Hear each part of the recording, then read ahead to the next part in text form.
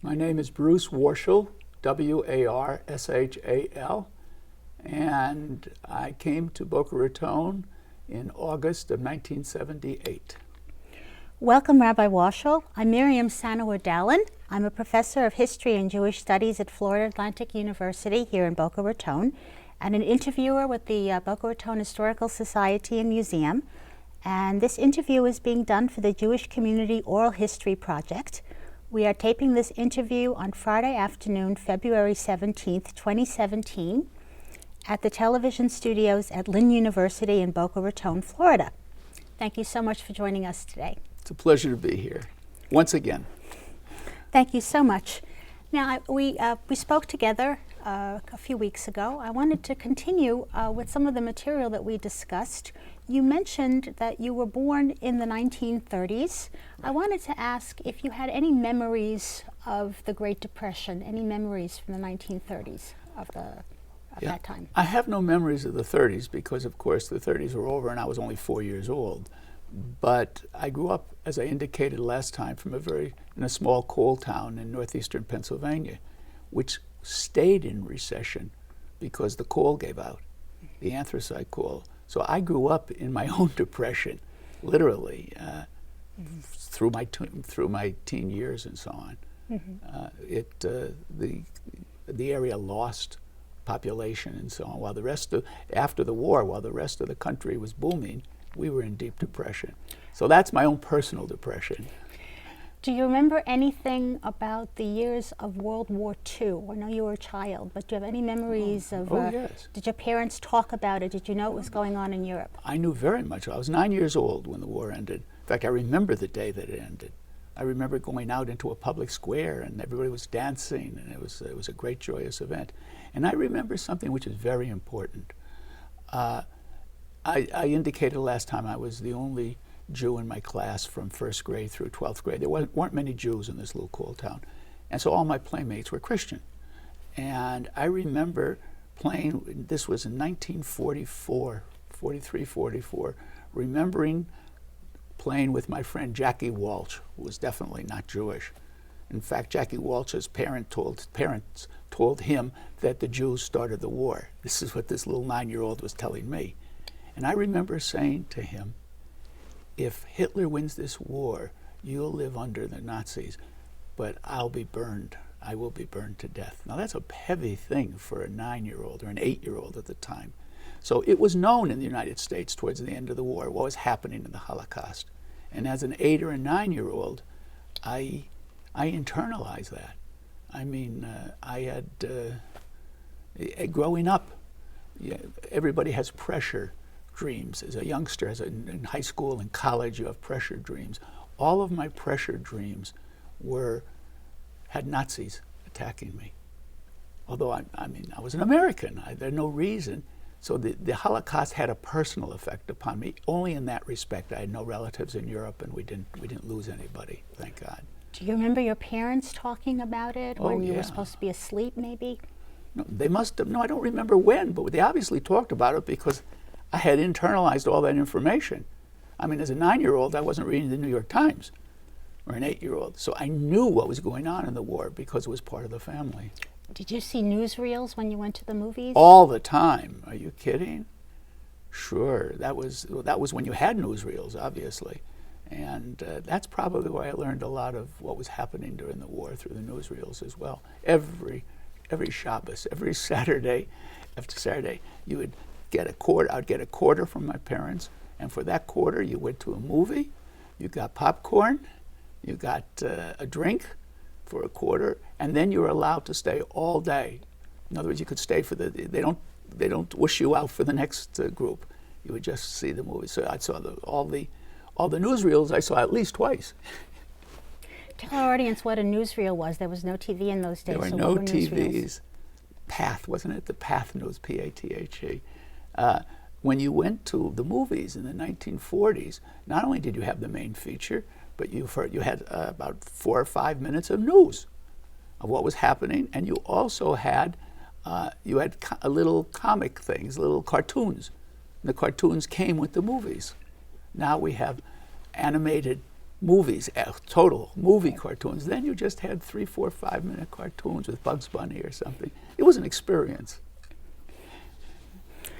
What do you remember of the post-war period when the war ended? What was the immediate aftermath when the war ended? You said people were very happy. Oh, it was joyous. And the economy boomed after the war. You had all of this purchasing power. There was nothing to buy during the war. Everything was, was into the effort to fight. They had no consumer goods, and everybody began to spend all of the money that they had earned during the Second World War. And even in the depressed core regions, it picked up a little bit, and it was a good. The 50s were 45 to 50 was all right, and the 50s were a wonderful time to live in the United States. I have a quick question. Yeah. I know immediately after the war, they liberated the concentration camps. They did, and and those all newsreels. of those newsreels showed that absolutely. Was that a surprise to you or to people that you recall? Well, the condition, what was happening, we knew the camps existed, so I can't say it was a surprise. I mean, to see those, in fact, I remember there was a newsreel with Eisenhower when you remember that as a historian, I know you know, that Eisenhower, after the war, as a general, not as the president, made it a point to personally walk through the concentration. I don't know what concentration camp was it. I don't know, but this famous newsreel and it was a very emotional thing for the world to see that. Mm-hmm. So, do you recall in the 1950s it was economically very prosperous? Do you recall any of the events around the Brown v. Board of Education decision in 1954? Do you recall being aware of that? Oh yes, very much so. Was the Jewish community involved in that?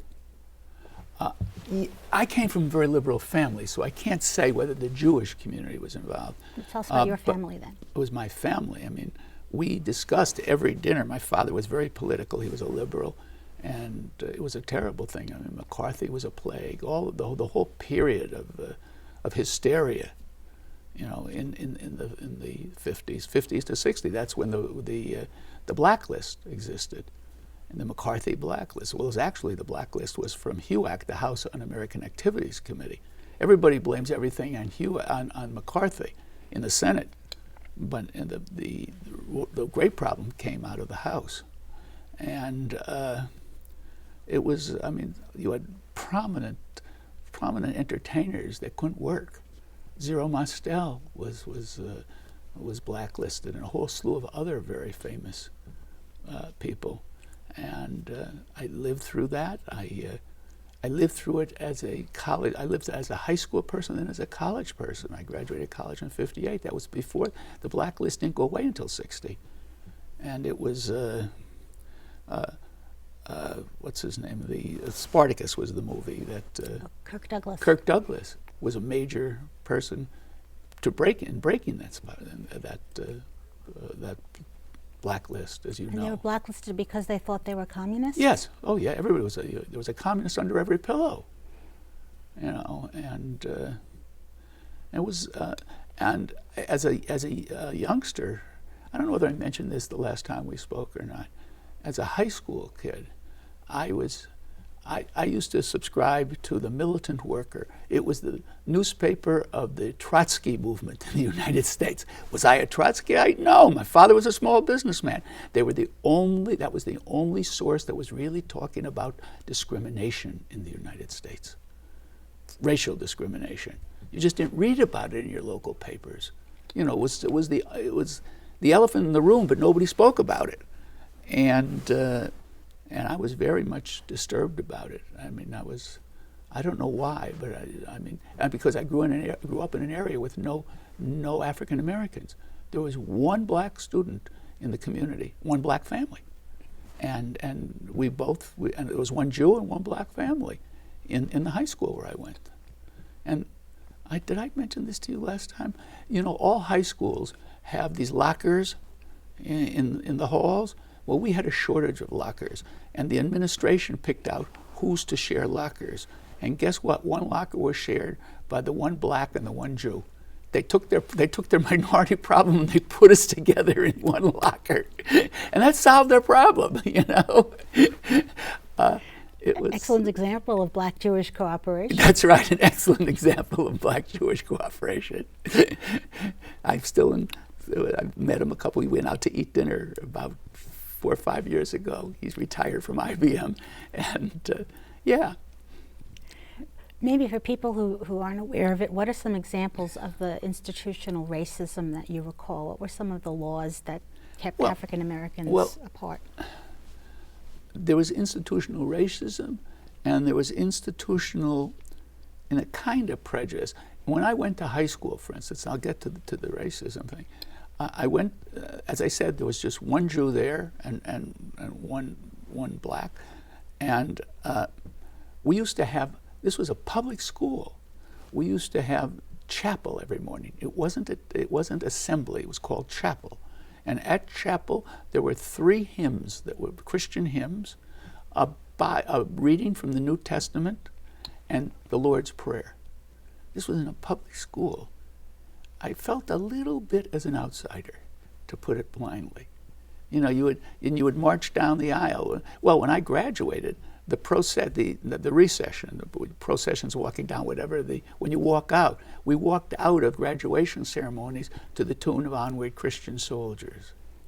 Yeah, you're looking at me like this was a public school. And that was in the United States, they didn't take the separation of church and state very seriously in the mid-50s. That was 54 when I graduated. And they didn't they didn't really face up to racism. Brown v. Board of Education was fantastic because it was a breakthrough, and all 9 justices. Warren worked very hard to get all 9. As a historian, I'm sure you know that was one of his great contributions. Mm-hmm. And that's another thing. You can never judge people by one action in their life, because we know that Warren, as governor of California, was in favor of the internment of the Japanese. He apologized profusely, publicly and in his writings. But good people make mistakes. And he went on to be a great protector of civil rights and a great protector of fighter against prejudice and so on. There was a Supreme Court decision that outlawed prayer in public schools, I recall. That came later, though. Yeah, it came later. I'm sure I'd have to look that one up exactly when. Mm-hmm. How did you feel? Do you recall the passage of the Civil Rights Act in 1964, 1965? Oh, yes, you were involved in that, absolutely. weren't you? I wasn't involved exactly in that, because that's when I was I was involved in the civil rights movement we did discuss this, did we not, last time? Yeah, okay. From 60 to 61 to 64, that time. Both when I was in graduate school in New Haven, in law school, and then afterwards when I practiced law in Cleveland for a Congress of Racial Equality.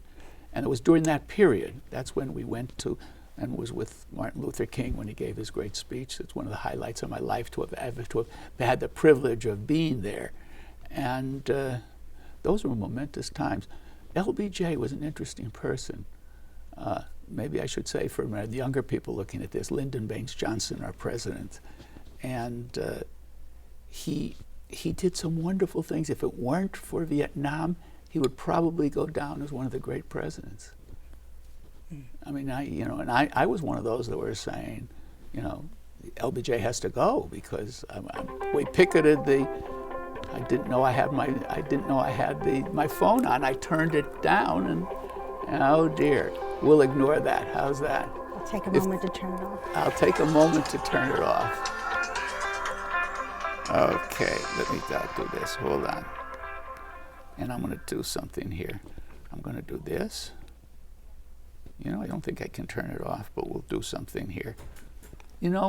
Just start with that last question. Okay. Let me turn it off in a second. Mm-hmm. Okay. It's now off. Let's go again. How did you feel about President Johnson and the Vietnam War era? Oh. Johnson, if it weren't for Vietnam, would go down as a great president because he got in fact, there's a wonderful play and a movie about that, All the Way, which all new generations should see that movie. It just came out this past year because it shows what Johnson went through to get the civil rights movement passed, and then the Voting Act rights as well. And it showed his relationship to Martin Luther King, a truly accurate historical movie. But we thought that was fabulous. But then, of course, we had the Vietnam War, where I picketed against, and it was a horrible war, a very big mistake. And 55 or 57,000 American soldiers were lost, and maybe 1 million Vietnamese. I felt so guilty.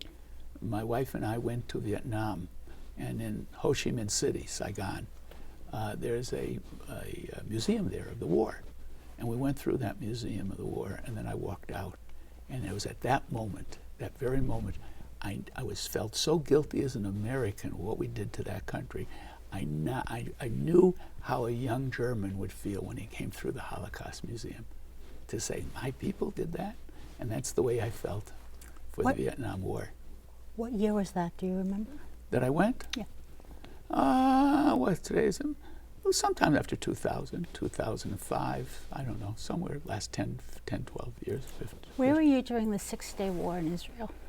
Now, that's very interesting. I was living in Israel, studying at Hebrew Union College, and we came back in March of '67, not knowing. 3 months later, the Six-Day War broke out. Nobody had any inkling then.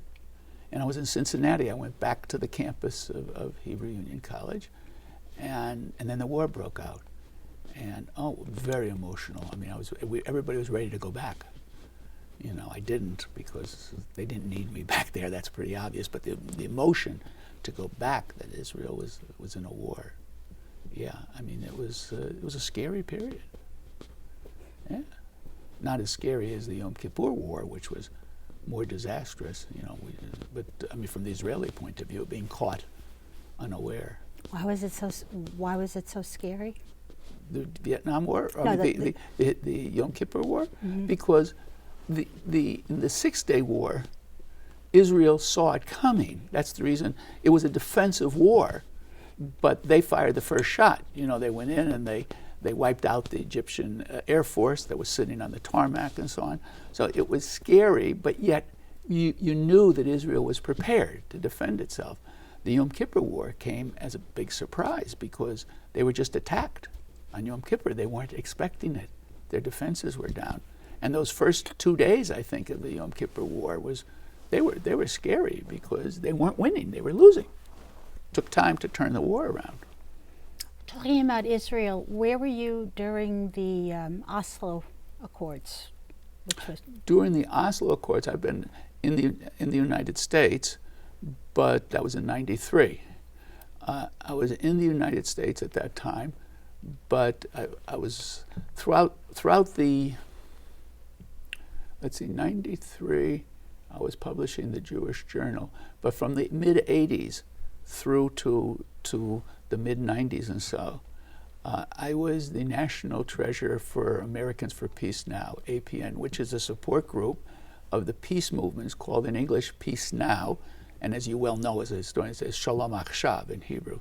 So as national treasurer for that, I was in constant contact. We would go back and forth as executive director of a Jewish federation from '78 to '91, I would go back and forth to Israel a lot. But I was here in the United States when Oslo happened, but we were working on that. We were in the peace movement for years ahead of Oslo. Oslo was the grand finale. We figured we now are going to have peace. Little did we know. And it's so sad where we have come to now, where we have a president of the United States just this week talking about, well, maybe a one-state solution will do it.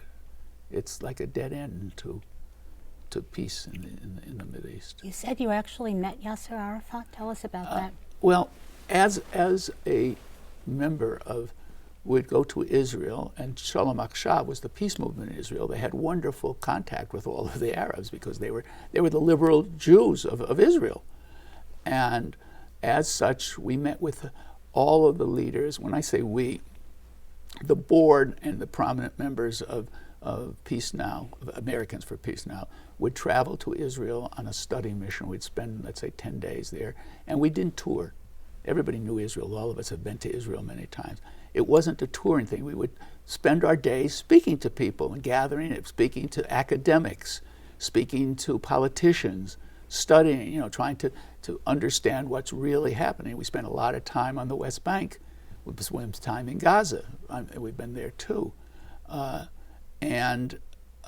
We would meet with, the 8 or 10 people would meet with like, for instance, we met with Sharon when he was prime minister. There was like 7, 8, or 9 of us around a table, and we would talk for an hour, and he would, Sharon. I mean, he opened up his map. This is a side.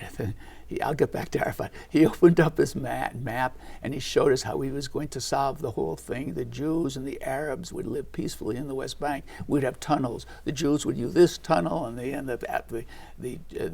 Arabs would use a road over the tunnel. I mean, it was a fantasy.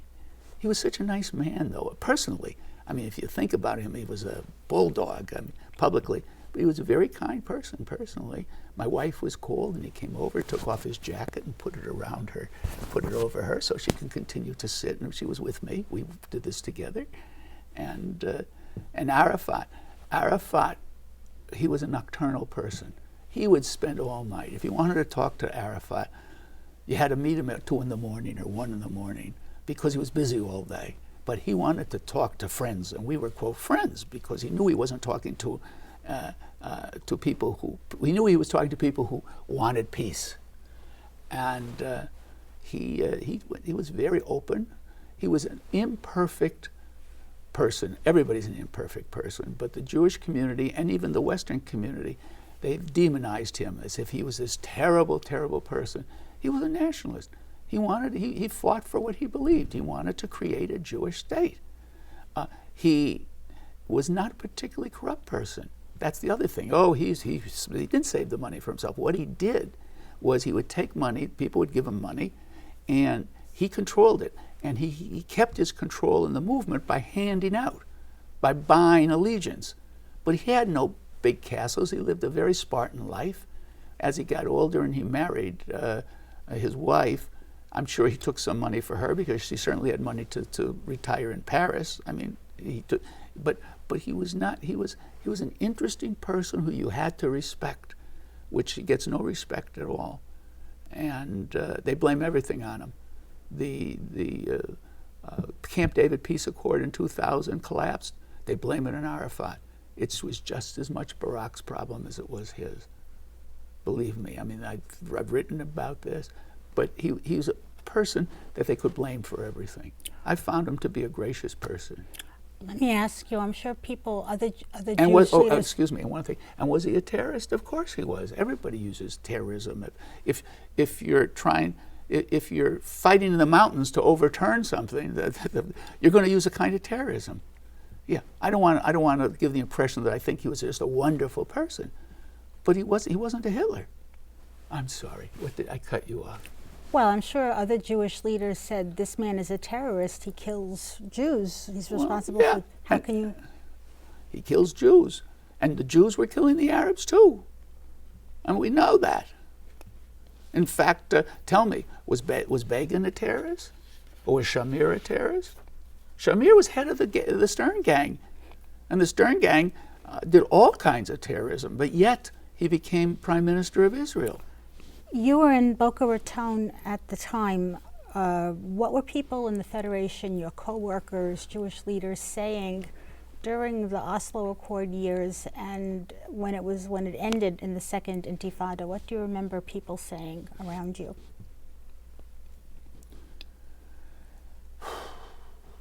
Federation leadership, and this is the problem with federations, and not only just Jewish federations, but Jewish organizations, ADL, the committee, the the AJC, American Jewish Committee, all Jewish organizations, they tend not to think out of the box. They tend, in fact, AIPAC, which was the traditional and is right now the most powerful lobby in Washington, American Israel Public Affairs Committee, right? They tend to whatever Israel, vis-a-vis Israel I'm talking about, whatever the leadership in Israel wants, they support. In fact, if you read AIPAC's raison d'etre, when their charter, whatever it is, they will say it's our job to support the Israeli government. Well, that's a real problem because the Israeli government is not always right. The American government is always right. I mean, can you imagine an American organization saying, we are here to support whoever is president? Well, if Barack is president, you feel good supporting her. But if Trump becomes president, you may not want to. But if that's what your organization do, then you have to cover every lie that, let's say, Trump would say today, because that's what you're supposed to do. And so the American Jewish community will follow what the Israeli government wants, and that's wonderful. And the Israeli government is what you want. But you know, there's the old story: friends don't let friends drive drunk. I think I talked about this last time. And if an American Jewish community has to stand up and say, we love Israel, but when you stumble, if we say it's all right, if you're beginning to drive drunk, we're going to say no. You have to stop drinking. Oh. And so therefore, to answer your question, that was a prologue. Now the answer to the question, you're dealing with a rabbi. Rabbis always work around till we get to the point. The American Jewish community was very supportive of Oslo because, reluctantly or not, the Israeli government went into Oslo and agreed to it. So it was supportive at that time. The problem with the American establishment is that as times get tough, and when you have a situation where you see an Israeli government now, the Israeli government, not the U.S. government, although with our current administration, there may be, because Trump just said a couple days ago that, well, maybe a one-state solution would be all right too, which is disastrous because it'll never come to pass. But that's neither here nor there. I mean, not without bitter fighting. It's not a peace problem. It's not a peace solution. It may be a solution, but it's not going to lead to ultimate peace. Anyhow, when things get tough, the American establishment circles the wagons and say, "Oh, the rest of the world's all anti-Semitic because they are criticizing Israel, and we have to support it." And that's very, very difficult because you have the heads of the organizations speaking on behalf of 6 million people, 75% of whom do not believe that. I mean, if you know, we know that. We know that it's still a liberal Jewish community. Just ask, though, critics of that attitude would say the government of Israel is the democratically elected government of Israel. Correct. This is what the people of Israel chose. Shouldn't American Jews support, why should American Jews go against what the democratic electorate of Israel chose for themselves? Because the South African government democratically chose apartheid in 1947. It was not thrust upon them. They voted for it. And because, let's say I am an expatriate South African living in the United States, would it be my obligation then to say, well, that's my country, and I'm going to support it because they democratically elected it? No. As a human being, you have to say, I'm sorry. I may have great deep roots in South Africa, but I have to eschew that. I have to say that's wrong, and I can no longer support that government. The fact that Israelis voted for this, for the majority of Israelis right now are conservative. The fact that they may vote for a one-state solution and deny the Palestinian their part of the country. See, the tragedy of the Middle East was that it's a Greek tragedy. You have two legitimate nationalisms. The Arab nationalism was just as legitimate as the Jewish nationalism, and they collided on one land. Let me ask you a question about your personal background. You've been known for your critical attitudes toward Israel and The government, not the people. The government and Not the land. to what do you ascribe? What is the source of this very strong attitude? Where does it come from? Does it come from your father? Does it come from HUC? Does it come No, from? it doesn't come from HUC. It comes from my own sense of justice, I think. I mean, that sounds very pompous. But I am a Jew first. When it comes to nationality, I am an American. I love this country, okay? But I'm not an Israeli. I love Israel because my fellow Jews, everything that Israel stood for, it's been a refuge for people who had no refuge and so on. I'm a Zionist. I was a Zionist when in high school. The first thing, I was the president of my student Zionist organization. I've been a lifelong Zionist. I spent 13 years raising money for Israel as the executive director of a Jewish federation. That was my job, okay? I have friends, close friends in Israel, but friends don't let friends drive drunk. And if I have to choose supporting a country which I think is driving drunk, and living up to what I sense Judaism is, what my religion tells me, okay? I mean, I am a rabbi, and I learned something in 5 years, besides being emotionally a Jew, growing up a Jew. You know, I've learned that in Jewish history, Jews have certain, and you read Talmud, and you just you read the Bible, you read the prophets and so on, you realize that there's a Jewish ethic out there. It's not just all clans. You know, we're a clan, we're a tribe, an MOT. Are you a member of the tribe? You've heard the MOT. Yeah, I am. But it's not tribal. There's a philosophy involved. There's a religion. And when Israel does terrible things towards another nationality, okay, then that goes against my religion. I think I'm being a very religious Jew when I criticize the current Israeli government. That's where it comes from. It comes from my Judaism, not from my liberality. You can be a conservative religious Jew, and you should come to that conclusion. Unfortunately, the Orthodox community comes from the opposite conclusion. You know, they're all very pro-right-wing Israel, pro-Likud, pro-settlers. Let's move on to when you came to Boca Raton in 1978. Yes. We're very interested in knowing you basically built the community. You were involved in building the community yes. from scratch. Yes. When you first came in 1978, what were your first priorities? What were the first projects that you did? Okay. The first project that I did is raise money, because without money you have nothing. And it's very, very important.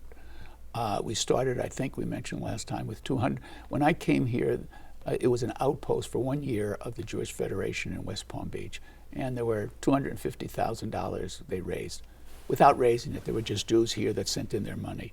And then the first year, we raised it to about 500,000. Then we went. When I finished in 1991, when I left that job, I was offered a job to publish newspapers. We raised that year $17 million. Now, it was like 8 or 9 million on the regular campaign, and then there was a special campaign for the Russian Jews, and there was a special campaign for Project Renewal in Israel. Anyhow, it all added up to the capital campaign. It was a capital campaign to build it. And today, I think they're raising 18 or 20 million on the regular campaign. I'm not sure, I lost track. But it was a substantial organization when I left. So the first thing, I had to raise money. But after you raise money, you then have to say, what are you going to do with it? Now, we sent a portion to Israel, obviously. But you also you keep the other half to build a Jewish community here. And we built as soon as we became independent in November of '79, the first organization we built was the Jewish Family Service.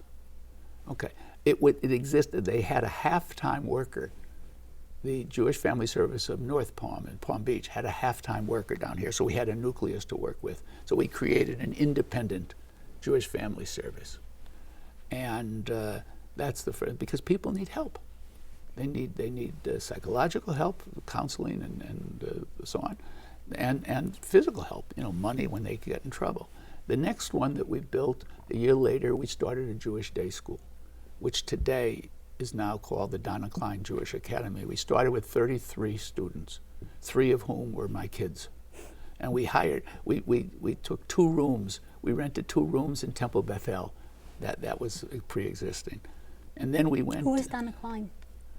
Oh, Donna Klein was Sam Klein's wife.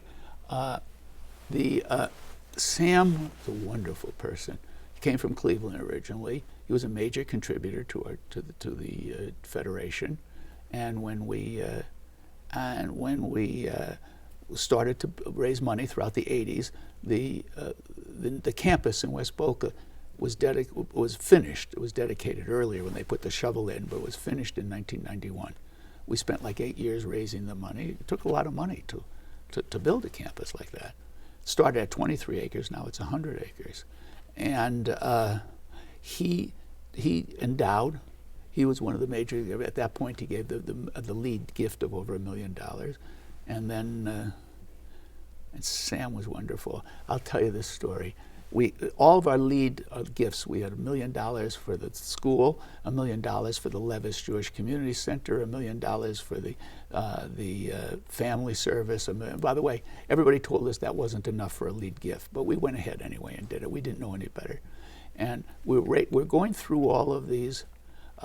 This raising of money for 6, 7, 8 years, and we got stuck. We had to raise $25 million. We got stuck at 6 or 7. So I went to Sam, and I said, "Sam, I want you to raise your gift from $1 million to $1.5 million."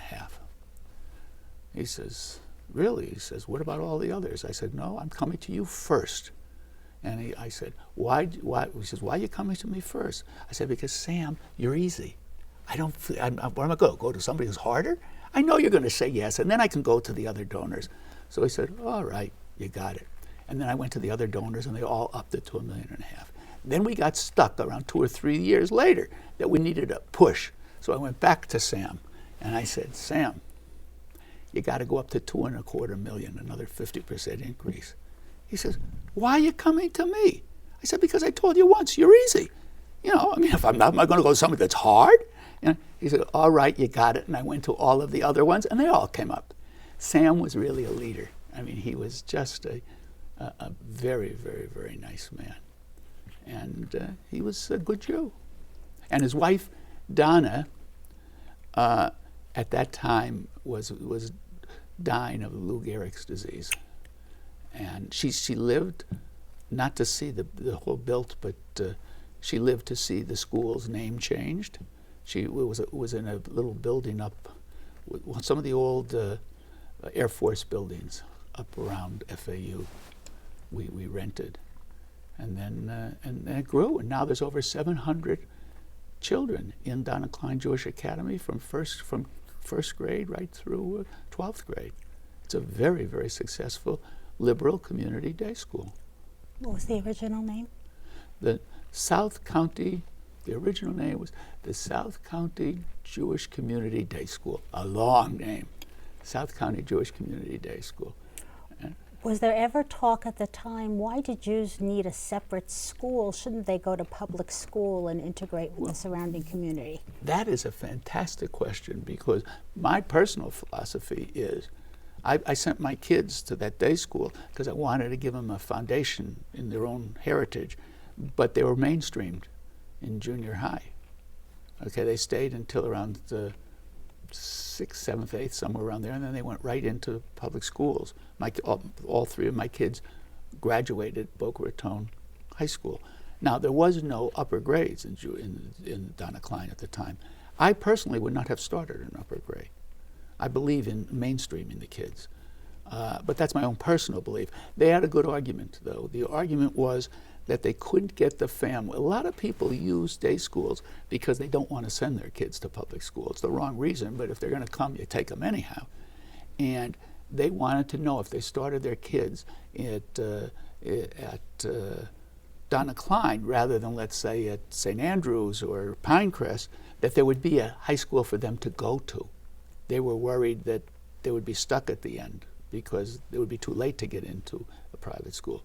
So there weren't that many other private schools at the time down here. So they started a high school department, which I'm told, by the way, is a very fine high school department, academically, not just Jewishly, but academically. But you have an argument, and I have an argument that I'm not sure I would have sent my kids to the upper grades. When were the Hillel School and the Weinbaum Yeshiva founded? Hillel, the Weinbaum Yeshiva, I don't know that well. That's the I don't know the exact dates. Hillel came later. Donna Klein was the first parochial, the day school, and they came later, and I'm not sure exactly when. And by the way, there's room for them because Hillel is more of a, I won't call it orthodox, I guess, but it's more of a traditional day school. And of course, the yeshiva is an orthodox through Boca Raton Synagogue. I mean, there's room for all gradations within Judaism. Yeah. So you started the Jewish Board of Family?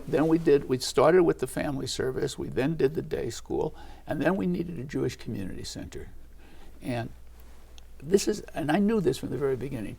A Jewish community center plays a different role in the Jewish community because there are people who are really, they feel Jewish, they are Jewish, but they don't focus their Judaism on a synagogue. They focus that they're Jewish and they're good people. And you can bring people into a Jewish community center a lot quicker than you can into a synagogue because it's, quote, not religious.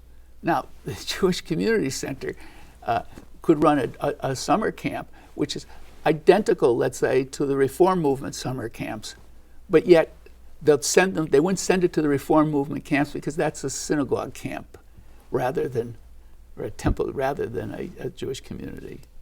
Tell our audience what a Jewish community center is and what kind of services it provides. Well, it provides all kinds of these. Well, it's like all other organizations. There's transition. Traditionally, the Jewish Community Center, people would join for their athletic clubs. There's basketball courts and all kinds of other things, and that is not the real pull these days because you have private athletic clubs all over the place.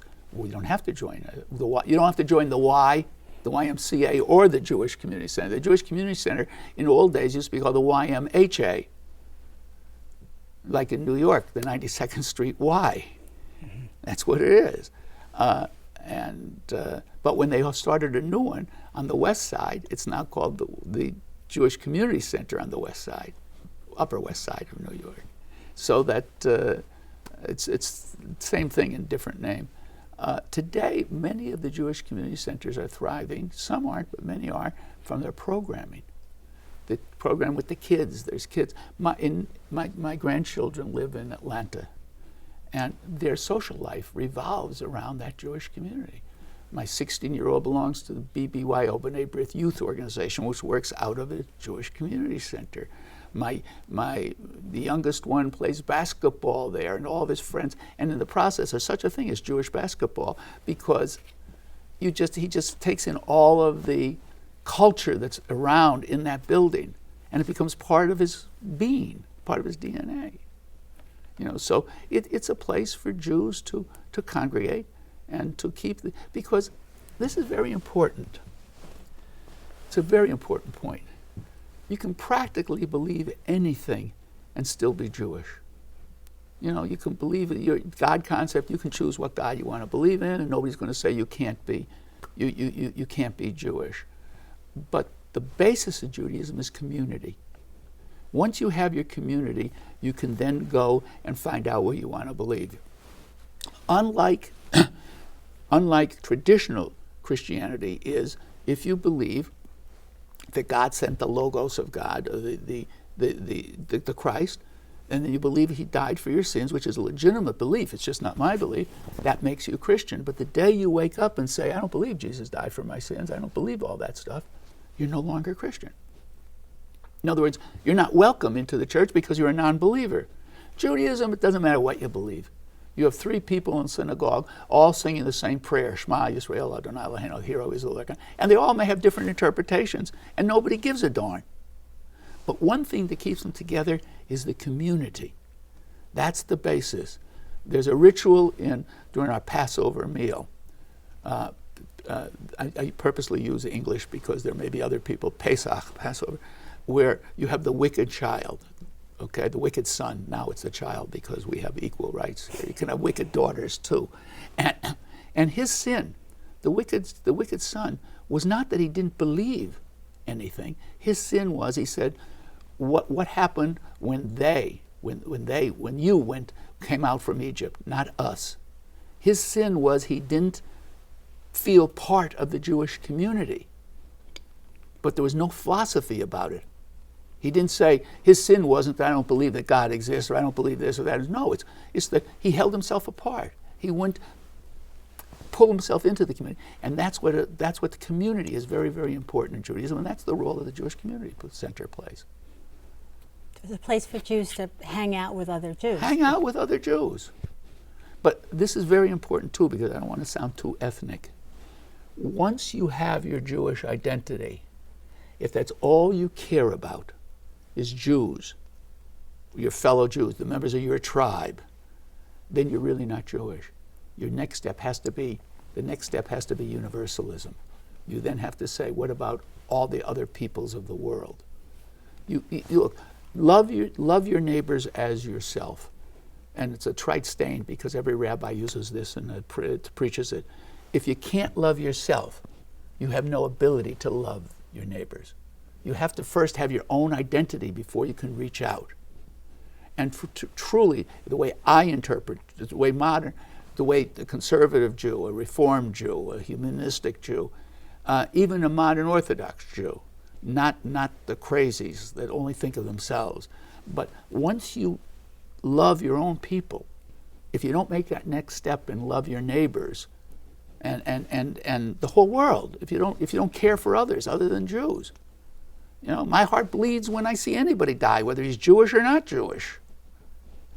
And so you have to take that second step. So it can't be misinterpreted that, oh, you're so Jewish, all you care about is building a building so you can hang out with your own. That's just the beginning of being a human being. You then have to reach out. Backtrack and ask a question. Why do Jews contribute to the Federation? Tell us a little bit maybe about Stucca and what that is, and who is it that has $2 million to contribute to these things anyway? Wealthy entrepreneurs. The federations were built in this country based on wealthy Jews who grew up poor, made a lot of money, and then wanted to give back. That, I think, if I'm thinking of the various people, that's just about every one of our major contributors to when we built that campus. Tell us their names. Well, Sam Klein, okay, Baumritters for the building. They were not, I believe their background, it's the one I'm not sure, I think it was humble backgrounds, I'm not sure of them. But Al Levis grew up, he was selling papers on the street at age 7 just to bring money into his house. Okay, very poor, made money. The Rails, Norman Rails. Norman Rails told me this story, the Rails Jewish Family Service, okay? Norman Rails said that one time when he was a young man traveling through, it was Indiana or Illinois, one of those Midwest counties, he was so broke, he walked into a Jewish family service and he needed some $2, $3, $4 to do something or other. It was a very minuscule amount of money, and they gave it to him. And then he went on with his business. And now, having given millions of dollars to Jewish charities, he turned to me and he said, Bruce, he says, I think I paid that money back. Every one of our people were all people who made it big, but remembered where they came from. Now, today, there's a problem because the children and the great-grandchildren, they're all becoming doctors and dentists and lawyers and so on. Or even if they went into business, they're CEOs of big corporations. But they don't have, these people are entrepreneurs who had control of their own money. We're a very successful community as a whole, but except for the tech billionaires and so on, they're not we don't have, it's a different kind of money. So they have to rely on different kind of donors. I don't know. Those people were good people who built this Jewish community. And we raised the money to send to Israel, but to also build this Jewish community. And as time went on, as Israel grew up, by the way, Israel doesn't need money from us today. They need Jewish support. You can define what that support is, either loyalty or criticism, but it's support. Israel is a prosperous country. They don't need money. When we were raising money in the 50s, 60s, 70s, and into the 80s, they needed money. They were just a developing country. And as it went on, I fought as the executive director of keeping more money at home because we need the money for our own institutions. And we haven't gotten there yet. I mean, we need money for summer camping. I think we should have twice as many Jewish summer camps paid for by federations. They don't. You know, I mean, there's things to be done because we want to keep the next generation Jewish. As long as you mention that, first of all, what is the allocation today between how much goes to Israel and how much stays at home? I can't tell you that because I'm not on the board. Much more locally now than to Israel than when it was, but I still don't know what the... But you're able in Boca Raton, I know this, that you're able to give money and say local needs only, and they keep it in a separate pot. And then you also have another pot which says Israel only. And then in the middle, they then argue. And that's when it gets interesting, because you have the people who want to spend more money to Israel and others that want to spend more money on local. You know, because the Jewish Community Center is subsidized, the Jewish Family Service is subsidized, and the last organization which we founded was JARC, the Jewish Association for Residential Care, for group homes and independent living apartments for developmentally disabled Jewish adults, teenagers on, not children. And that's subsidized by the Federation. So when you give, you can't, instead of giving different things, you can give it to one and it gets spread around. So we created all. I was lucky. I was here at the right time and the right place. Because when I came, there were 15,000 Jews in Boca Raton and Del Rey. That's our base. And today there's 135,000 or 140,000. So I came at the right time because I was able to build. And I was lucky because we talked about this last time, great lay leadership. And when you put the two together, it works out. If you have good professional leadership, I won't say great, I'm not calling myself great, but if you have competent professional leaders and you have great lay leaders, this community just blossomed. And it's a great community. Tell us a little bit about how you saw the community grow physically from one year to the next. Tell us about the campus and how it grew. Well, we went to Dick Siemens. It's the Siemens Jewish campus. Dick still is. He still has his company. His children are in it. Developer. He's a developer. I don't know whether Dick is retired or not, but it's there. And they developed. The Siemens Group developed the Polo Club here in Boca Raton, plus many other things, Rainberry and all of Del Rey, the Rainberry communities and so on. And we went to him and we said, we need a piece of land. I want you to contribute a piece of land. He was also a very active member of the Federation. And it would be nice if you would give us, we had tell you the truth, I'll tell you how smart I am, that in 1978, when it announced that they were going to build a mall in Boca Raton, which became the Boca Raton Mall. Everybody knows where it's at, on Glades Road, a little bit to the west of I-95, right? I turned to my wife and I said, why are they building a mall that far west? We had no idea. I had no conception of what was going to happen. People who were in the real estate business probably knew. If I were smart, I would have bought land out west. So it was moving out west. And Jim Bear and I, Jim Bear was our first president, a fabulous guy and a fabulous leader. You talk about great lay leadership. I think one year he was both president of Bethel and of the Federation at the same time. I mean, he spent his time in the Jewish community. Thank God he had brothers who ran who spent more time in the furniture business. Otherwise, he had a base there. And Jim and I went to Dick Siemens, and we said, Dick, can you get us a piece of land somewhere about where you're building the Polo Club Mid, which is off of Military Trail? And he says, that's not the place to go. You want to go west. He says, because west is going to be where all the Jews are. How did he know that? Because he was a builder. That was his knowledge, to know who's buying land, and he studied the demography and what's going to build. He saw the future of this city, which we did not. We just did not.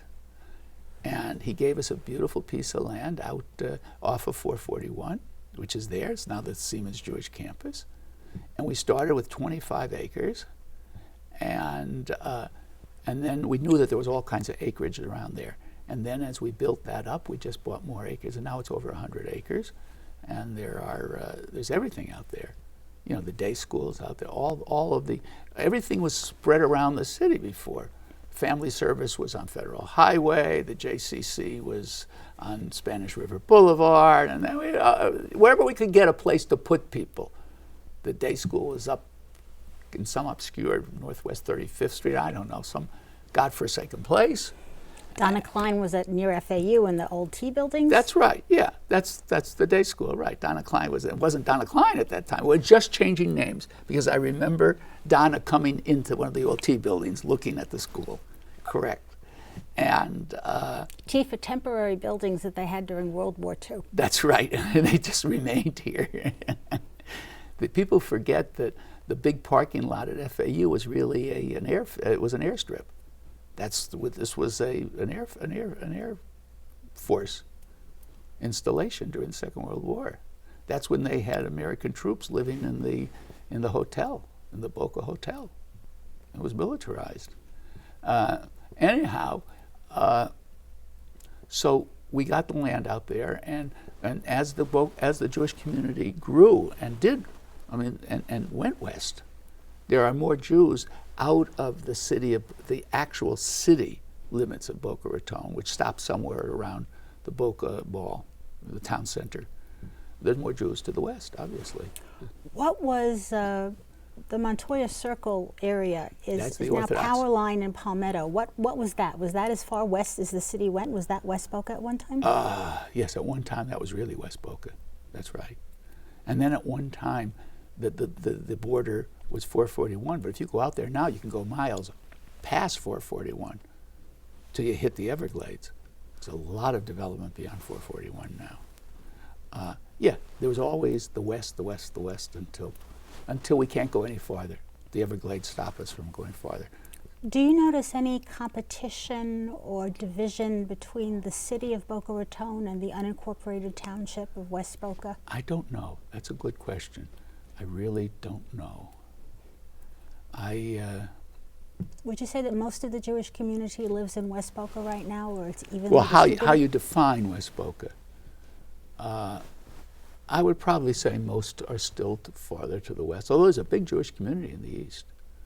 A lot of Jews live in the east, on the ocean front, as I live on the ocean front, and on Royal Palm, which is another story. A lot of Jews live in Royal Palm, always did, even when the club was segregated.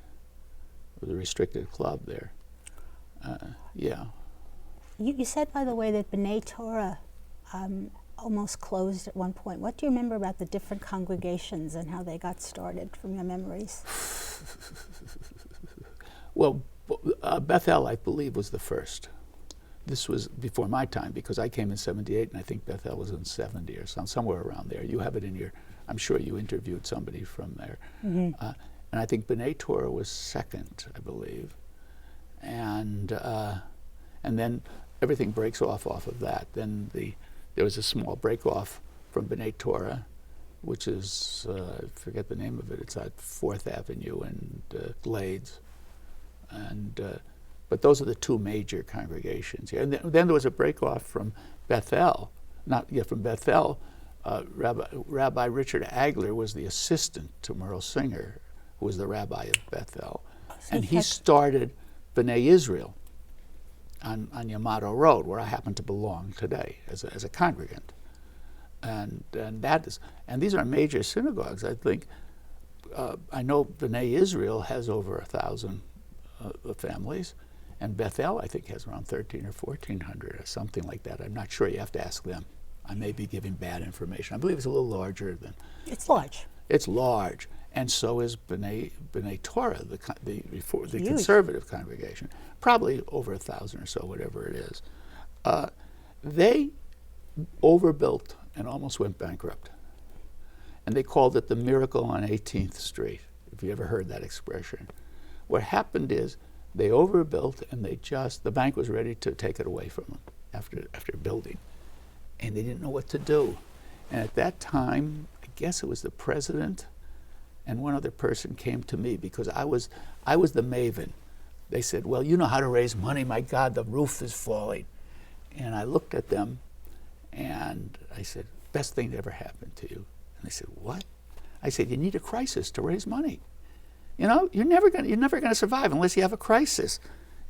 I hate to be cynical about this, but when Israel went to war in the 6-Day War, or when you had the 73, the Yom Kippur War, money came in. It was a crisis, you know? I mean, it's a sad thing to say, but it's true. And he said, what do you mean? I said, call a meeting. I said, call an emergency meeting of everybody in the congregation, fill this place up with 1,000, 2,000 people, and tell them you're going broke. And we're not going to be here next week because the bank's going to take us away from us. They called their meeting. That was my advice to them. I never went to their meeting because I was never a member of B'nai Torah. They called their meeting, and people got up and mortgaged their home right there. They got one person, people who had never given money, and from that moment on, they just took off. It was like an event that changed the history of the congregation. You have to get somebody from B'nai Torah to really tell that story. But that was and they called it the miracle on 18th Street.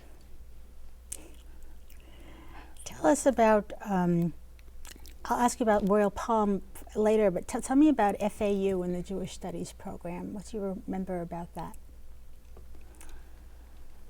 Well, hiring Alan Berger, I think that's how it began. Well, yeah, what happened is Alan Berger's a great guy, and he did a great job at FAU. And I was on the committee, in fact, that hired him. And they had somebody from the community, and I was to be on the committee, and I was chosen. Because previous to that, I also taught a course at FAU as an adjunct in ancient Jewish history. So I had some involvement with FAU. And when he came, he changed everything. In other words, he developed basically the whole Jewish Studies program there.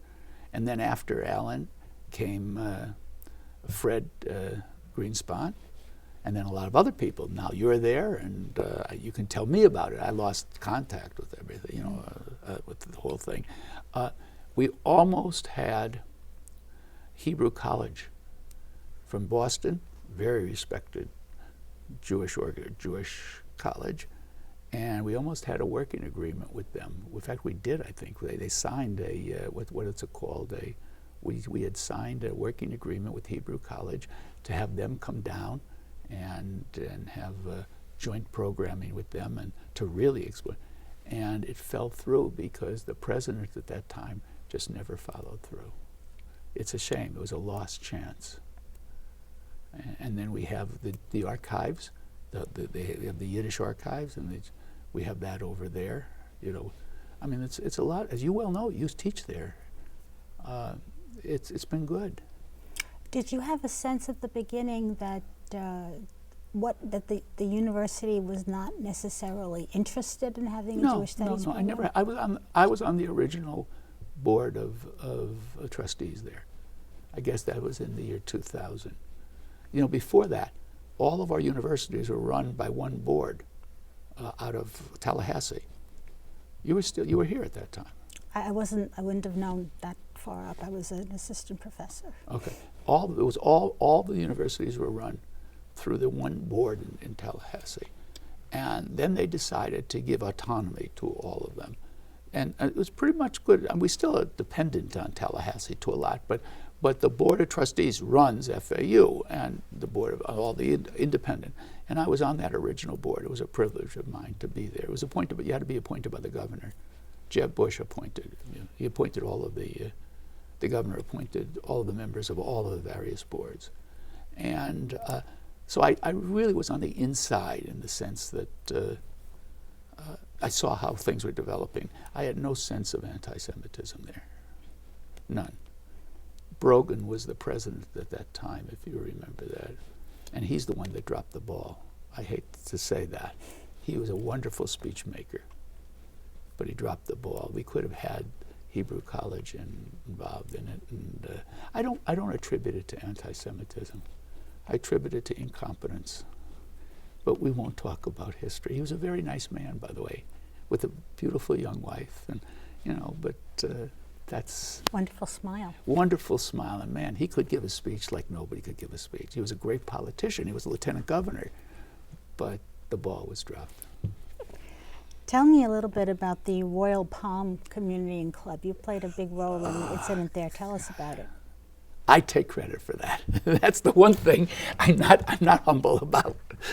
It just bothered me. Tell us what Royal Palm was exactly and what the set and the what stage it is. for us. It still exists. For people who never heard of it. Okay. Royal Palm is a very exclusive housing development around a golf course and a club, a country club. In Boca Raton. In Boca Raton, immediately opposite the main gate of the Boca Raton Hotel and Club. It's right on the Intracoastal and the Camino Real.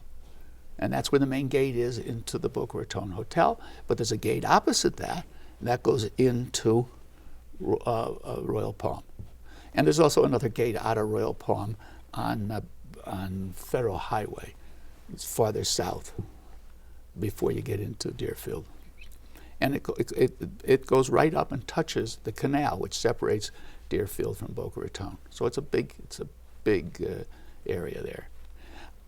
The homes originally were built in the 40s. Now they've all been torn down and rebuilt. That's Boca. But they were built in the 40s, and they were all restricted within the deeds. You couldn't sell to a Jew. So it was an absolutely restricted area. After 1947, with the Supreme Court decision, it said all these restrictive covenants are illegal. They can't be enforced. And Jews began to move in. And there's a good population of Jews in there, except the club was a private club. And they would not allow any Jews in. So you had this situation with all of these fairly successful Jews, because they're not living in Royal Palm if they're poor, right? I couldn't afford a place in Royal Palm at that time. But they would look out onto a golf course, but they couldn't play on it. All of these nice Christians were playing on the golf course up to their property, but they couldn't go on the course. That bothered me. I don't know why. It just bothered me personally. I mean, by the way, at this point, they were irrelevant to Boca Raton. Boca Raton, because we were accepted generally in the whole community. I mean, I didn't. First of all, they looked at us, and I'm getting back to them. They looked at us as, oh, who are these strange people coming? But there was no real anti-Semitism here. I mean, nobody was putting swastikas up. They were cultured people who accepted the fact that, I guess the Jews are here, so we got to get to know them. And within the general community, the acceptance was very nice, I would say. I never felt like I was living in an anti-Semitic community. I'm not a Jew that finds an anti-Semite under every pillow or every stone. That's not what I do. But it just bothered me that there was this enclave in the middle of my Boca Raton. At that time, I was living in Boca Raton. Now I'm living in Hillsborough Beach, which is Boca on the ocean, basically. But it bothered me that it was. So I said, you know something, we gotta do something. That just bothers me. And we started a campaign. Now, at the time, from 1991 on, I left the Federation because somebody came and gave me a job I couldn't refuse.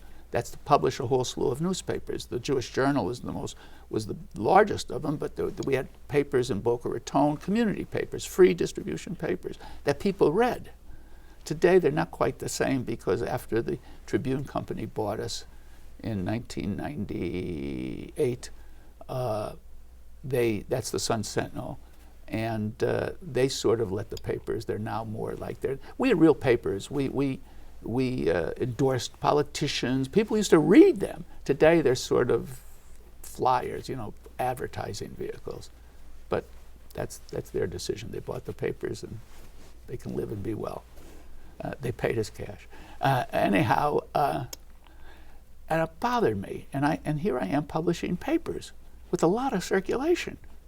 We had in all of our 30 papers, we had 800,000 circulation per week, and a lot of it was in Boca Raton. And so we started I started a campaign saying we got to do something. And we asked them, they were adamant. Oh, we don't discriminate. We never ask religion. We know that. It's just no Jews ever apply. No blacks certainly ever applied. It was all the phoniness that you get the answers. I read in some background to this, it said 20% of the families in Royal Palm were Jewish. Were and they were Jewish. not allowed to be members of the club. That's right. And 20% of a lot. I mean, it was 20% of maybe 400, 500, 600 homes. I don't know what it is. I mean, there's a lot of Jews there, and they can't join. Some of them had tried, but they wouldn't even talk to them. You had to to join a private club. You had to be sponsored by 2 people. No 2 people wanted to say, "I'm bringing a Jew here," so you couldn't even get your sponsorship application in. It's not that you couldn't walk up and say, "I'm applying." You had to be brought by two people, and then it has to go through a committee. There was no way that anybody was ever going to belong, no Jew, or black, or African American. No Jew was ever, or black was ever going to belong there. And we started this campaign, and of course they denied it, and it got to never did they admit that they were restricted or segregated in any way. Now, did Governor Jeb Bush step in at one point? No, I asked Governor Jeb Bush to it was a personal request from me to him. I knew him. How did you know him? I knew him because when he ran in I'm a liberal Democrat, but I supported him in the first time that he ran in 1998. Second time actually was in 1998. Why did I support him? Because I also knew the Democratic candidate, and I was very unimpressed with him. And Bush at that time was a moderate Republican.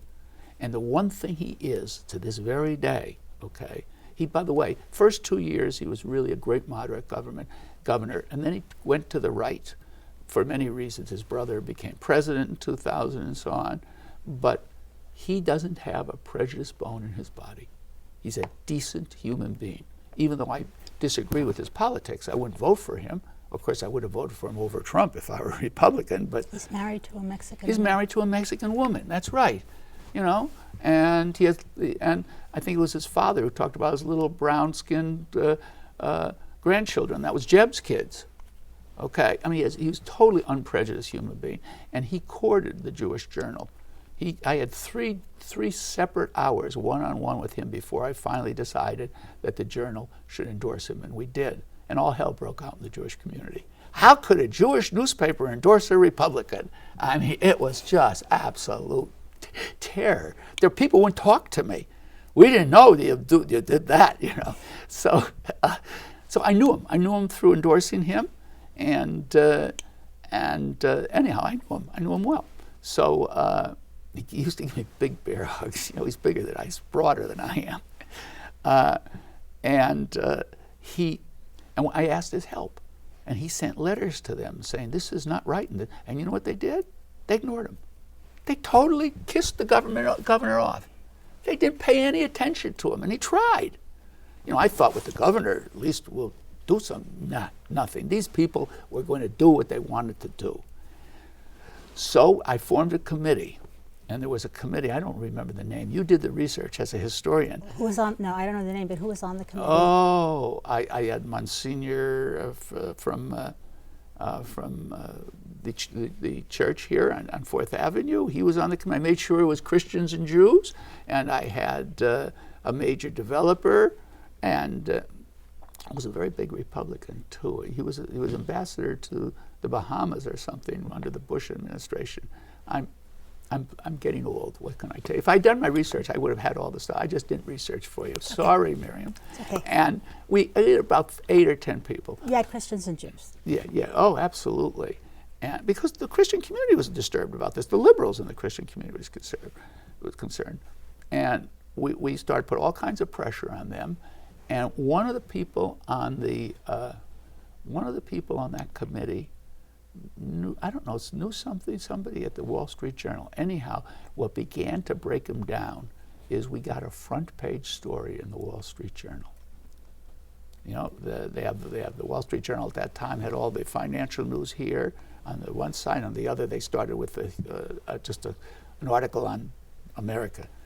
And he came down, and that really caused problems because a lot of the people in Royal Palm Country Club were New York executives, CEOs of corporations that had summer homes, winter homes down here.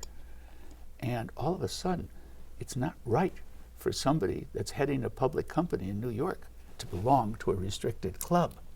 And that got pressure on them. I mean, real pressure on them. And there was one guy from Toledo, and the Toledo Blade ran a whole expose upon this gentleman who was he was a snowbird from Toledo, but a big, the Yiddish word is macher, how would I translate that? A big mover in Toledo. And that got pressure on him. And then the pressure began to be felt. And still, they weren't doing that much. What I did with the newspapers is I had Florence Fuller. They had two Jews that belonged to the club. Why? Florence Fuller was married to Jim Fuller, and he started the club. The club started somewhere in the 40s or 50s. It doesn't go back to colonial times. And it was an intermarriage. So she was left over because her husband was Christian. So she was still a member. They didn't throw her out. And there was one Jew, Jewish family here, and the son of that Jewish family married the daughter of one of the big leaders of the Commodore or somebody. So he was a member through the WASP family that he married into. So we had two people in there. Florence Fuller was an interesting person. In East Boca, and in fact now in West Boca, it's out in 441 too, there's the Florence Fuller Child Care Development Center. It's a daycare center for poor kids. It's named after her. She put the money in, and Fran Cohn ran it, another Jew who lived on the ocean front. You know, I must tell you something. Jewish presence, I know I'm strained, but it's important. Jewish presence in Boca has enriched this community. We have these two big centers. On the east, it's primarily African American kids, and on the west, it's primarily Hispanic kids who would not be in daycare because they pay what they can afford, so the families can work, so on. And it came out of the Jewish community. So it goes back to what I said before. If we only care for ourselves, we're not real Jews. These were real Jews. We've enriched this community. You know. Anyhow, this is very much Hayes is an immigrant, the Hebrew Immigrant AIDS Society. Hayes brought when my grandfather came to the United States in 1898, a Hayes person met him at the time. Well, Hayes is still in existence very much as a refugee, except they now care for other refugees. There aren't that many Jewish refugees, right? And I just got something in the mail from them. It said, then we helped the refugees because they were Jewish. Today, we help refugees because we are Jewish. Isn't that a wonderful, wonderful statement? Yeah, and so we brought a lot to this community, even though not Jews. So anyhow, getting back to Florence Fuller, she, of the name Florence Fuller Child Care Center, she was married there, and she secretly gave me, it was like Watergate. In the middle of the night I would come and she gave me the list, the membership list of the entire membership, which was, by the way, very secret. You can't get the membership list. Of the club? Of the club. She gave me the membership, and I published it in the newspapers, in the Boca paper and in the Jewish Journal. The entire membership. How many pages was it? well, there's 500 and some members or 400 and some members. It took 2 or 3, but and my papers were tabloids and not the full ones, so you can figure it was a lot of pages, everything with the headline, "Find the Minority." People were saying, "Oh, let's find the Jew," and of course there were only 2 in there, and we knew it. But it was like, you know that game, Find Elmo? There was a thing where you found, well, people were going through it, and people were saying, "My God, my ophthalmologist belongs there, and so belongs there, and the mayor belonged there, a nice person. Bill Smith, he was not a prejudiced person, but he was of that society. He belonged." And then he has to say, "Well, I didn't know it was Jewish. Oh, it was restricted." No, of course he didn't, you know. And other prominent people, you know. The mayor after him, it was Wachtel? No, not Wachtel, excuse me. I forget her name with the W. She subsequently became mayor. She was on the commission or the town board or whatever it's called, and she resigned. She said, "I can't stop my husband from doing there," but she resigned from the club because it was an embarrassment, and everybody was checking who was. In fact, I had an ophthalmologist at that time, which I didn't know that he was on the club. I stopped using him.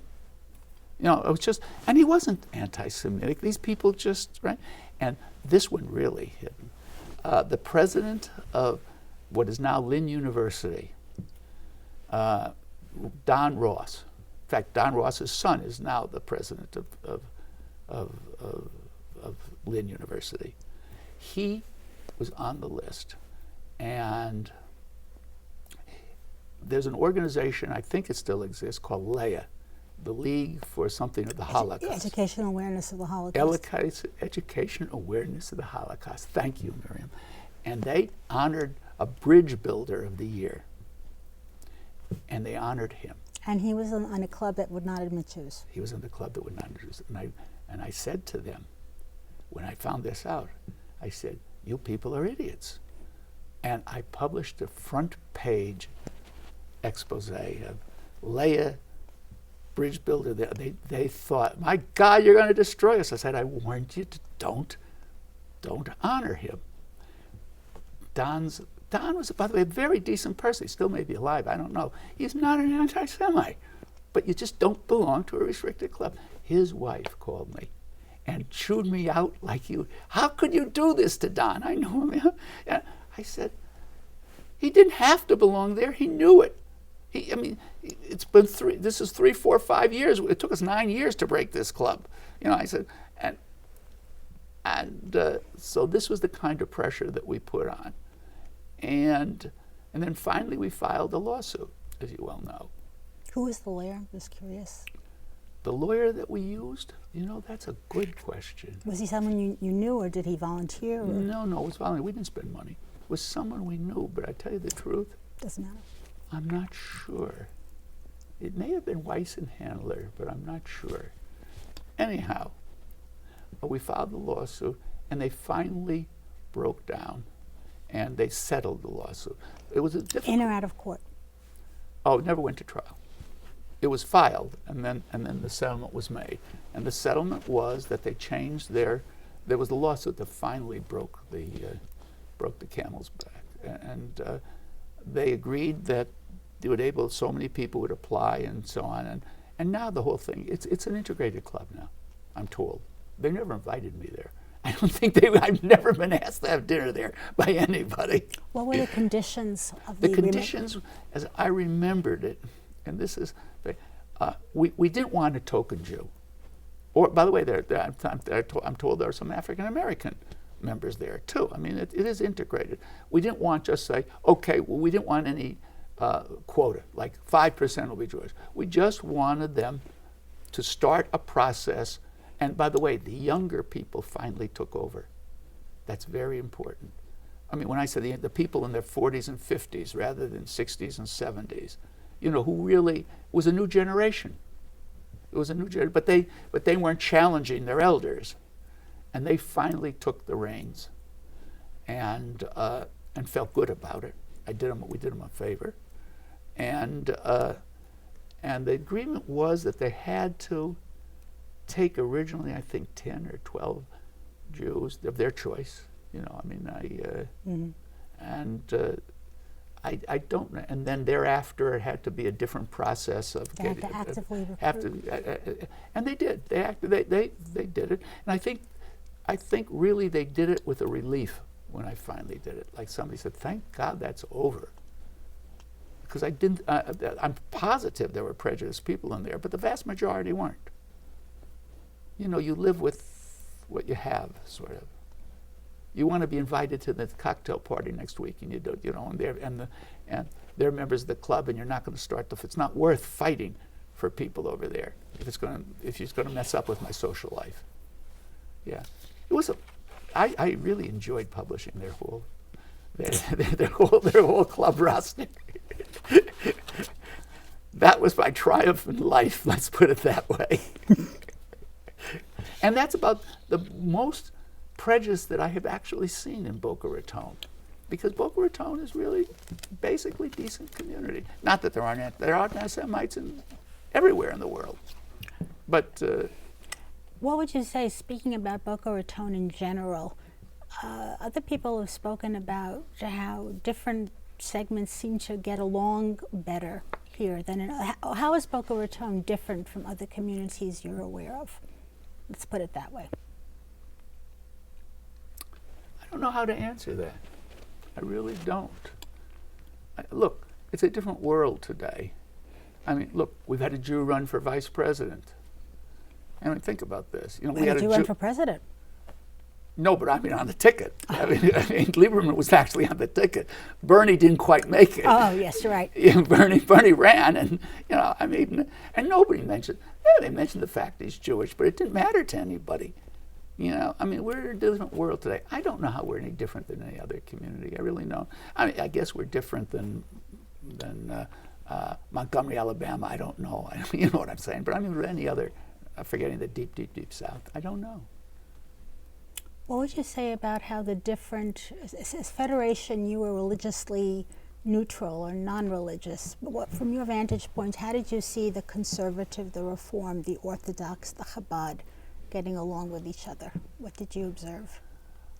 The conservative and the Reform certainly get along with each other. They do joint things together even today. Okay, they're having I think a cantorial concert with both cantors and all kinds of things together. They do things together. I mean, not every week, but they do things. When I don't know the people who are running the Boca Raton synagogue these days, but when Ken Brander was there, who then went on, he's at Yeshiva University. Ken was a colleague of mine. He was a friend. I mean, he was not a close friend, you know, I mean, but not a social friend. But that we got along very well. I think we get along. I don't know. The Orthodox hold themselves somewhat apart, but they're modern Orthodox, and they do all right. Chabad's a different problem. Chabad, there are many good things about Chabad, but they don't recognize, for instance, even to today, I'm sure, when I was running the federations, Chabad rabbi would not serve on the board of rabbis. The board of rabbis would accept. The board of rabbis have Orthodox, conservative, and Reform rabbis. It's but Chabad would not join on the board because they didn't recognize the legitimacy of the smicha, of the ordination of the Reform or the conservative or the Orthodox, because we were too liberal. We're not the real Jews. They recognize the people. They say, we're open to all Jews. Yeah, if you're born Jews, a Jew, they'll recognize you, but they don't recognize the fact that Reform is an authentic form of Judaism, or conservative is an authentic form. Now, when I ran the JCC, I would not allow Chabad on the campus. We had a Israel Day big thing on the campus, a fair. I would not allow on because I said if they can't join the Rabbinical Association, that they're not part of the Jewish community. Now that's subsequently that's been changed totally. But my own personal belief is I have problems with Chabad for that. But I also have philosophical problems with Chabad. But hell, I have philosophical problems with other people too, not only with Chabad. So that doesn't matter. But if they tell me that a whole group of Jews organized are not authentic institutionally, I have problems. Talking about the future, or Yes. the things that you would want to see from today, if you were heading the Federation today, what projects would you pursue? Where would you put money? Where would you build for the future generations? What do you see as the challenges or the goals for the future? If I were doing the Federation today, 90% of the money would be kept locally, if not all. Not because I'm anti-Israel, but because Israel, it's like the little Jewish storekeeper who sends his son, makes sure he goes to college, and after college he makes sure now he's a successful surgeon, but he still sends his son money every month. His son doesn't need the money, but he can't give up the fact that I have a responsibility for my son. Well, the American Jewish community, in 1947-48, the money that we sent over from the United Jewish Appeal was 50% of their national budget. 5-0. Without us, the government would not have been sustained. Today, they send over, I don't know, the last time I looked, and this is really a long time ago, the budget of the state of Israel is like $80 or $100 billion a year, somewhere in that region. And the American Jewish community sends over, I don't know, 350 million or something, an infinitesimal portion of their national budget. That money, that extra 300 million, 500 million, whatever it is, that money could have an impact on our own Jewish community. We need more investment in different ways of reaching our youth, through camping and through other things. We need more investment in helping our elderly. We're becoming an elderly Jewish community. And all programming costs money, and I am sure that the family service, I've not spoken to them, I don't think there is a Jewish family service in the United States that couldn't probably increase their staff 50% if they had more money and give more aid to people, Jews, our own community here. So therefore, my philosophy is that I think a federation is very important, but I don't want the money to go to Israel, not out of hatred or animus, but it's out of the fact that we have to build a Jewish community here because we're not moving to Israel. We have 6 million Jews in the United States, and we're not moving to Israel. We have an obligation to keep our community alive so that we can support Israel when it does good. And when it doesn't good, we can complain about it. That's what that would be the future if I were still a Federation director. I would not have survived as a Federation director. I left voluntarily. In fact, and when I left in 91, they immediately put me on the board. So, I left with dignity. I wasn't fired, certainly. I left because somebody offered me a job I couldn't refuse. I had 3 kids ready to go to college, and they offered me a future. Really, I needed much more than the Jewish community was going to pay me. And, what was I going to say? But. Building for the future, what you would. I would never have survived because as Israel, the politics in Israel began to change, and Israel became, now they're putting more and more people on the West Bank, and it's a different thing. I would not have survived because I was too critical of Israel. In other words, they never would have, as it turned out, I left because of good things, but I can't keep my mouth shut. As I wrote articles, I wrote an article once condemning, it was in a Jewish community in Miami, and a Jewish newspaper in Miami, condemning Rabbi Meir. What was it? Americana? Meir, yes. Ghana. Yes, I'm sorry. I had a senior moment there. And a racist. We acknowledge a racist. In fact, they wouldn't let him be in the Knesset. They wouldn't let him run for the Knesset because he was a racist, right? I wrote an article condemning him. And I got flack. You're going to hurt the campaign. You can't be controversial. But you endorsed Jeb Bush for governor. Well, yeah, but by then I had left them. I was publishing newspapers. That was after the fact, but I was still the Federation director. So with my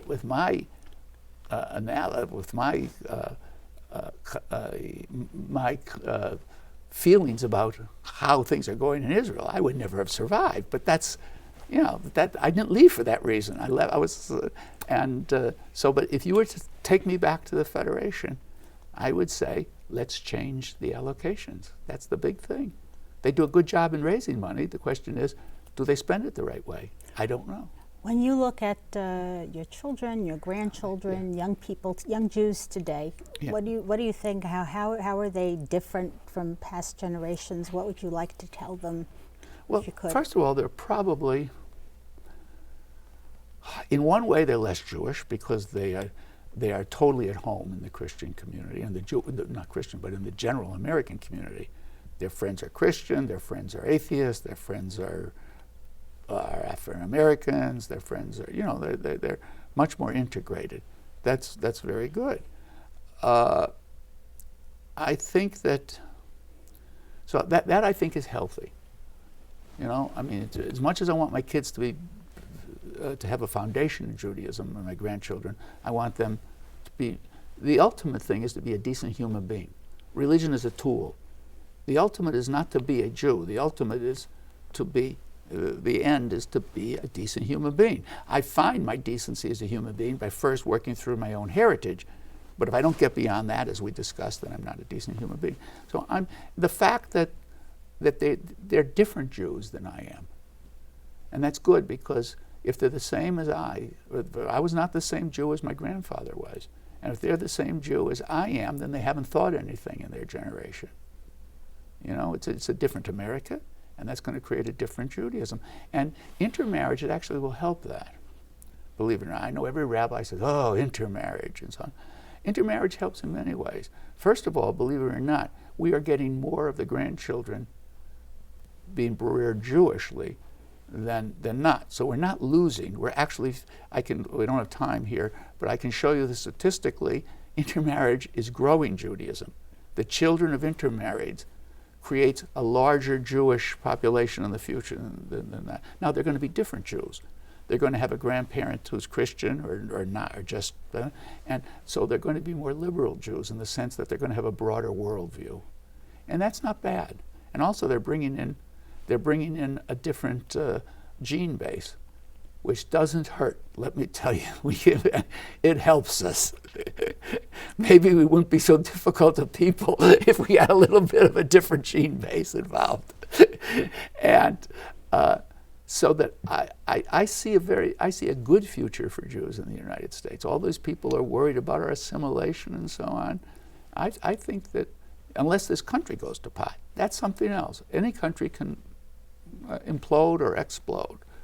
But I'm very optimistic. Well, I think we're almost ready to wrap up. Is there anything else you'd like to tell me or tell the future generations while you have the opportunity? I thank you. I've probably bored you for the last, I don't know, what is it, hour and a half? I have no idea. Not I'm at just all. talking. It's been a pleasure. But it's been a long time. No, I thank you for the privilege of talking about the Jewish community. This is, I was here at the right time, at the right place, and I've been blessed by just pure chance. I came here for a job, and it's been my life, 40 years going on, Boca. It's a great place to spend a life. I often kid. I have to make a translation here. Making aliyah is when you emigrate to Israel. It's called aliyah, and aliyah in Hebrew is stepping up. It's to go upwards. And I tell people that I didn't make aliyah to Israel. I made aliyah from a cool town in Pennsylvania to Boca Raton. I stepped up. This is where my aliyah is. And it's been a wonderful 40 years in Boca Raton. well, thank you so much for being with us today. It's been a great pleasure. It's my pleasure to be here. Thank you. Thank you.